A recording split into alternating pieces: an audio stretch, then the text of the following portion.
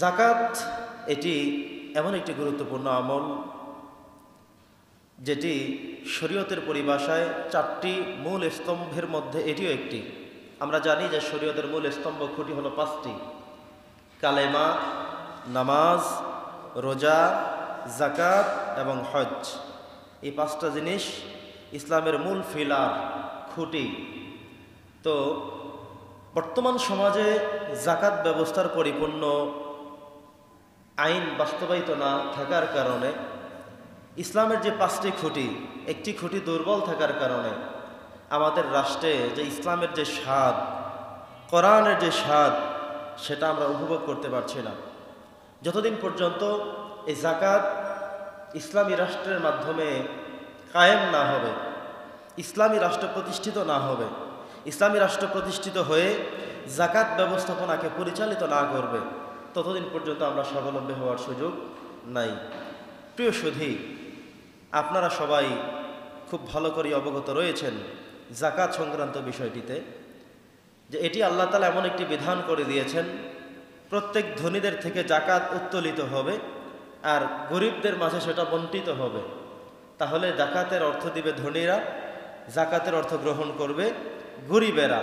তখন সমাজ একটি ইনসাফপূর্ণ, ব্যালেন্সপূর্ণ সমাজ ব্যবস্থা হয়ে যাবে। বর্তমানে আছে এমন কিছু মানুষ সারা জনম জনম ধরে যাকাত খেয়ে যায়, আর কিছু মানুষকে দেখা যায় প্রত্যেক বছরই তারা যাকাতের টাকা তারা বিলিয়ে যায়। তার মানে যার উপরে যাকাত আবশ্যক তিনি শুধুমাত্র দিয়ে যাচ্ছেন, আর যার উপরে এই পরিমাণ অ্যাডাল্ট তিনি হননি, তিনি শুধুমাত্র যাকাত খেয়ে খেয়ে তিনি প্রত্যেক বছর গরিবে থেকে যাচ্ছেন। যতক্ষণ পর্যন্ত এই যাকাতের ব্যবস্থাপনাটা ইসলামী রাষ্ট্র কায়েম না করবে, তার মানে হলো অনেকের যাকাত আবশ্যক হয়ে আছে, দেয় না। লক্ষ লক্ষ কোটি কোটি টাকা ব্যাংক করে ব্যালেন্স করে তিনি পরে রেখে দিয়েছেন সন্তানের অ্যাকাউন্টে, স্ত্রীর অ্যাকাউন্টে, নিজের অ্যাকাউন্টে। কত পরিমাণ যাকাত তার এসে আছে তিনি নিজেও জানেন না। যাকাত দিলে যে সম্পদ পবিত্র হবে এটা তিনি বুঝতে সক্ষম নন। ফলে এই যাকাতের টাকা পয়সা তার মতো করেই পড়ে আছে। ওইদিকে গরিবরা গরিবই থেকে গেছে। অথচ আল্লাহ পৃথিবীকে এমনভাবে সাজিয়েছেন, কিছু মানুষ করেছেন গরিব, কিছু বানিয়েছেন মধ্যবিত্ত, কিছু বানিয়েছেন ধনী।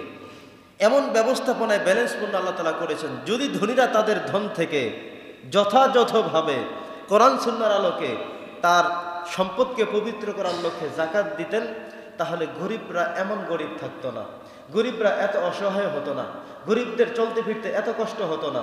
তখন সমাজটা একটা ইসলামিক ব্যবস্থাপনায় একটা ব্যালেন্সপূর্ণ সমাজ হয়ে যেত। সুবহানাল্লাহ পড়েন।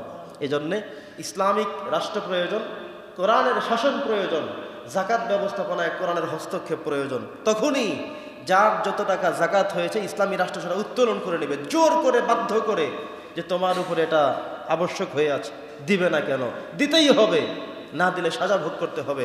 তখন দেখতেন যে ধনীরা তাদের ধন দিতে বাধ্য হতো, আর ইসলামী রাষ্ট্র সেগুলো উত্তোলন করে। কে কে আছে গরিব, কারা আছে অসহায়, এই অসহায়ের সবগুলো ব্যবস্থাপনা তারা জানতে পারত এবং রাষ্ট্র থেকে তাদের জন্য বরাদ্দ থাকতো।